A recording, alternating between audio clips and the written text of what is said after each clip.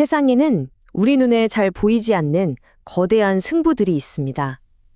승자와 패자가 아주 명확하게 갈리고 단 한 번의 실수가 모든 것을 바꿔버리는 그런 냉정한 세계의 이야기들이죠. 오늘 우리가 함께 나눠볼 이야기는 바로 그 보이지 않는 전쟁에 대한 이야기입니다. 혹시 그런 경험 없으신가요? 늘 우리 곁에 있어서 너무나 당연하게 느껴졌던, 그래서 그 이름만 들어도 왠지 모르게 든든했던 그런 회사가 있었는데 언젠가부터인가 그 이름을 들으면 마음 한구석이 조금 불안해지는 그런 느낌이요. 주변에서 친구들이나 동료들과 이야기하다 보면 꼭 한 번씩은 나오는 말들이 있잖아요.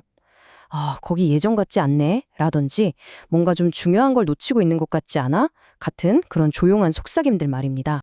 특히 반도체 산업을 이야기할 때 이 말은 거의 법칙처럼 따라붙습니다. 이게 그냥 하는 말이 아니고요. 마치 한 번 뒤처진 선수는 다시는 선두 그룹에 합류할 수 없는 그런 무서운 경주 같다고 할까요? 왜냐하면 이건 단순히 기술력만의 문제가 아니거든요.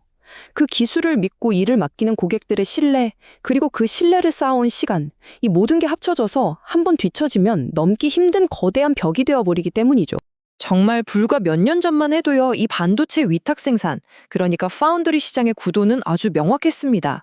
절대적인 1위가 있고 그 뒤를 정말 턱 밑까지 바싹 추격하는 강력한 2위. 모두가 이둘의 싸움만 숨죽여 지켜보고 있었죠. 과연 2위가 1위를 넘어설 수 있을까? 이게 모두의 가장 큰 관심사였거든요. 그런데 참 이상하죠? 우리가 잠시 한눈을 판 사이에 이 팽팽했던 구도가 완전히 허물어져 버렸습니다. 아주 조용하게, 정말 소리소문 없이 말이에요. 6위, 네, 6위입니다. 조금 충격적인 숫자죠? 파운드리 2.0이라고 하는 새로운 기술 시대를 기준으로 평가를 해봤더니 한때 절대 강자에게 도전하던 그 이름이 6위까지 밀려났다는 평가가 나온 겁니다. 늘 1등하고만 비교되던 이름이 이제는 전혀 다른 경쟁자들과 순위표에 나란히 놓이게 된 거죠. 한때 라이벌이었던 그 회사는 조만치 앞서서 혼자 달려가고 있는데 말입니다. 자, 그럼 이쯤에서 당연히 이런 질문을 던지게 되죠. 도대체 어떻게 이런 일이 벌어진 걸까? 그 단단해 보였던 거인이 어쩌다 이렇게까지 흔들리게 된 걸까? 그 원인을 찾아가려면요, 반도체를 만드는 사람들이 가장 무서워하고 또 가장 중요하게 생각하는 딱 한 단어를 먼저 이해해야 합니다. 네, 바로 수율입니다. 영어로는 yield라고 하죠. 사실 3나노니 5나노니 하는 복잡한 기술 이름보다 어쩌면 이 수율이라는 단어 하나가 지난 몇 년간 벌어진 모든 일을 설명해 줄지도 모릅니다. 아주 쉽게 말해서 웨이퍼라고 하는 동그랗고 얇은 반도체 원판에다가 똑같은 칩을 수백 개 찍어내잖아요. 그중에서 불량품을 다 빼고 제대로 작동하는 정상 제품이 과연 몇 %나 나오느냐, 바로 그 비율을 말하는 겁니다. 이게 쿠키 굽는 거랑 똑같다고 생각하시면 정말 쉬워요. 우리가 아주 비싸고 좋은 유기농 밀가루, 프랑스산 버터, 벨기에산 초콜릿을 써서 세상에서 제일 맛있는 쿠키를 100개 굽기로 했다고 상상해 보세요. 그런데 오븐 온도를 잘못 맞추거나 굽는 시간을 놓쳐서 반죽이 타버리고 모양이 망가지고, 그래서 딱 봐도 이건 돈 받고 팔 수 없겠다 싶은 불량 쿠키들이 절반 이상 나온 거예요. 그럼 어떻게 될까요? 재료비는 재료비대로 엄청나게 들었는데 정작 팔 수 있는 건 몇 개 안 되니까 손해가 막심하겠죠. 수율이 낮다는 게 바로 이런 상황인 겁니다. 그리고 바로 이 쿠키 굽는 실력에서 두 거인의 운명이 극명하게 갈리기 시작했습니다. TSMC라는 제빵사는요, 최고급 재료로 쿠키 100개를 구우면 그중 60개, 많게는 80개까지 정말 완벽하게 상품 가치가 있는 쿠키를 만들어내는 거예요. 그것도 아주 꾸준하고 안정적으로요. 그런데 삼성이라는 제빵사의 오븐에서는 한때 100개를 구우면 겨우 30개, 40개 정도만 성공했다는 평가가 나왔던 거죠. 여러분 한번 상상해 보세요. 똑같은 돈을 들여서 장사하는데 옆 가게는 80개를 팔아서 돈을 벌고 있는데 우리 가게는 30개밖에 못 팔아서 계속 미치고 있는 상황. 이게 하루 이틀도 아니고 계속된다면 어떻게 될까요? 그 결과는 정말 냉혹했습니다. 자, 여기 보이는 이름들, 엔비디아, 애플, 퀄컴, AMD, 다들 너무나 잘 아는 이름들이죠? 이 회사들이 바로 세상에서 가장 비싸고 가장 성능 좋은 쿠키를 주문하는 최고의 VIP 고객들입니다. 이들이 설계하는 칩이 우리 스마트폰에도 들어가고 컴퓨터에도 들어가고 이제는 세상을 바꾸는 인공지능 서버의 심장이 되니까요. 그럼 이 똑똑한 고객들은 어떤 제빵사에게 주문을 맡길까요? 당연히 더 안정적으로, 더 확실하게, 더 완벽하게 쿠키를 구워내는 곳을 선택하겠죠? 결국 이 모든 VIP 고객들이 TSMC의 문을 두드렸습니다. 최고의 손님들을 다 빼앗겨버린 삼성의 공장은 당연히 등 비어갈 수밖에 없었고 적자는 눈덩이처럼 불어났습니다. 위기는 정말 생각보다 훨씬 더 깊었습니다. 한 분기에만 적자가 3조 원에 이를 거라는 그런 흉흉한 소문까지 돌았으니까요. 업계 사람들끼리는 이제 삼성 파운드리는 끝난 것 같다. 이 정도 격차는 다시는 못 따라잡는다. 이런 말들이 공공연하게 오갔습니다. 정말 많은 사람들이 이제 승부는 끝났다고 생각했던 거죠. 자, 보통의 회사라면, 상식적으로 생각했을 때 이 상황에서는 어떻게 해야 할까요? 당연히 손실이 계속 나는 사업은 규모를 줄이고 투자를 멈추고 일단 한 발 뒤로 물러서서 상황을 지켜보는 게 맞겠죠? 그게 가장 합리적인 판단이니까요. 그런데 삼성은 정말 아무도 예상하지 못한 선택을 합니다. 모두가 오른쪽으로 갈 때 혼자 왼쪽으로 정반대의 길로 걸어가기 시작한 거예요. 위기가 가장 깊었던 바로 그 순간에 투자를 줄이기는커녕 오히려 가지고 있던 모든 것을 더 쏟아붓기 시작했습니다. 그렇게 모두가 끝이라고 생각했던 그 깊고 어두운 터널 속에서 마침내 아주 작은 불꽃 하나가 터져나옵니다. 반격의 시작을 알리는 신호탄이었죠. 바로 테슬라와의 계약 수식이었습니다.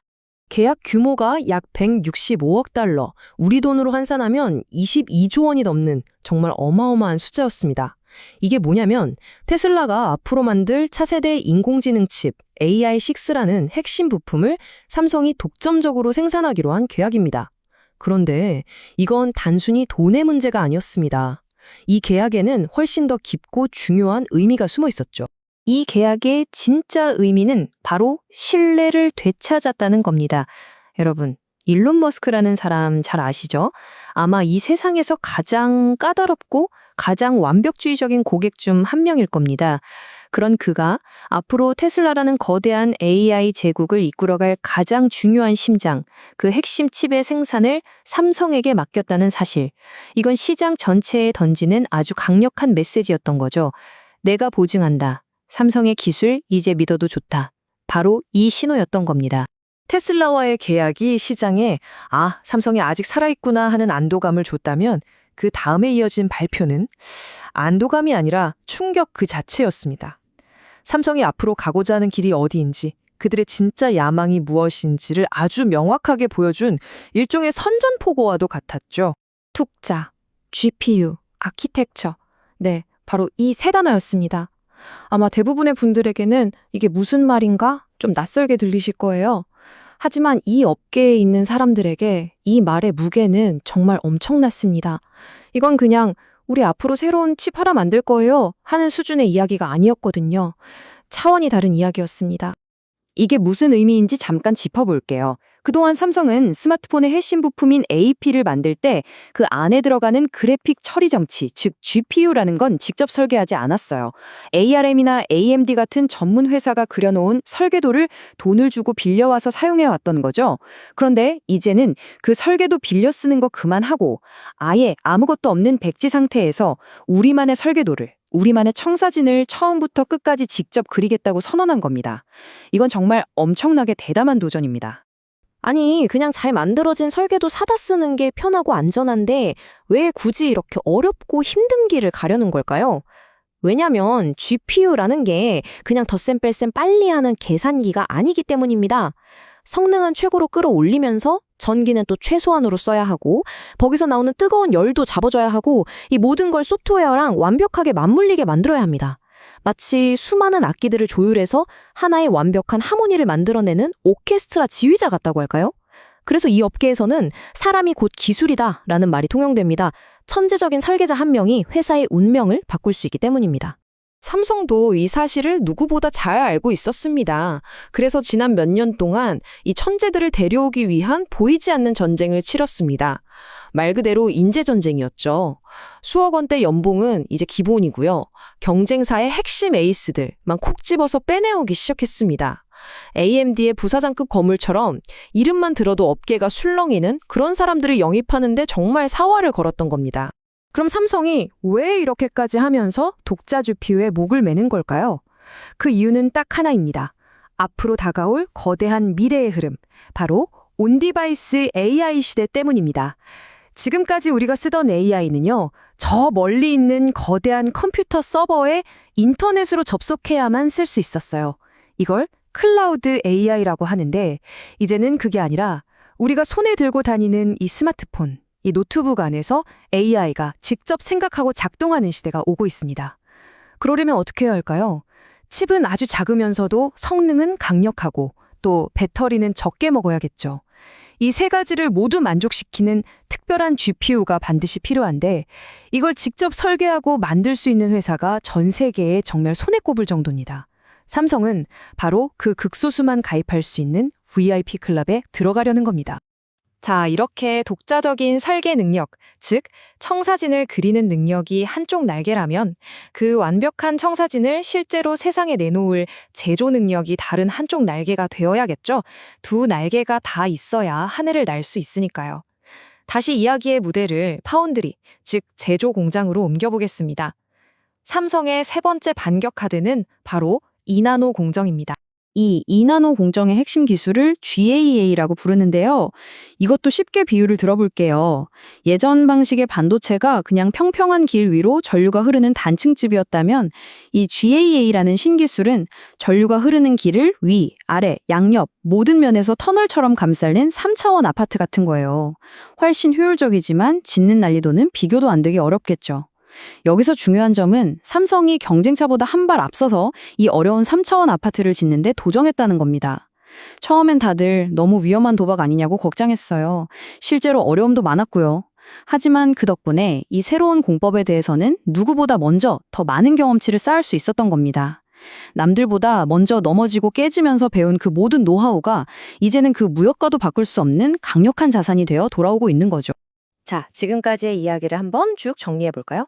최고의 고객사를 다시 확보하는 이야기, 즉 테슬라와의 계약, 세상에 없던 설계도를 직접 그리는 이야기, 즉 독자 GPU 개발, 그리고 그걸 완벽하게 만들어내는 공장 이야기, 2나노 공정. 이 모든 게 전부 따로따로 떨어진 이야기처럼 들리셨을지도 모르겠습니다. 하지만 사실 이 모든 흩어져 있던 퍼즐 조각들이 지금 하나의 거대한 그림을 향해서 그리고 딱 정해진 하나의 시간을 향해서 정교하게 모여들고 있습니다. 그 시간이 바로 2027년입니다. 삼성이 수년간 공들여온 독자 GPU가 드디어 세상에 완성된 모습을 드러내는 해. 그토록 어렵다던 2나노 공정의 수율이 드디어 안정 궤도에 오르는 해.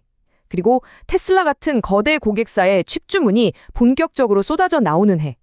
이 모든 시나리오가 마치 약속이라도 한 듯 2027년이라는 한 점에서 만나도록 설계되어 있는 겁니다. 이 거대한 계획이 성공적으로 맞물렸을 때 과연 삼성은 어떤 모습으로 우리 앞에 서 있게 될까요? 물론 여전히 TSMC라는 벽은 너무나 높고 단단합니다. 그래서 누구도 이 승부의 결과를 쉽게 예측할 수는 없을 겁니다. 하지만 어쩌면 결과보다 더 중요한 건 이 과정 그 자체일지도 모르겠습니다. 모두가 끝났다고 이제는 불가능하다고 말했던 그 싸움에 삼성이 다시 링 위로 올라오고 있다는 사실 말입니다. 실패하면 모든 것을 잃을 수도 있는 가장 어렵고 모모해 보이는 길을 스스로 선택했죠. 몇 년 뒤 우리는 이 이야기를 어떻게 기억하게 될까요? 무모했지만 결국 삼성은 해냈다고 말하게 될까요? 아니면 역시 그 벽은 넘을 수 없었다고 이야기하게 될까요? 지금 벌어지고 있는 이 보이지 않는 승부를 지켜보면서 우리 각자 조용히 한 번쯤은 생각해 볼 만한 질문이 아닐까 싶습니다.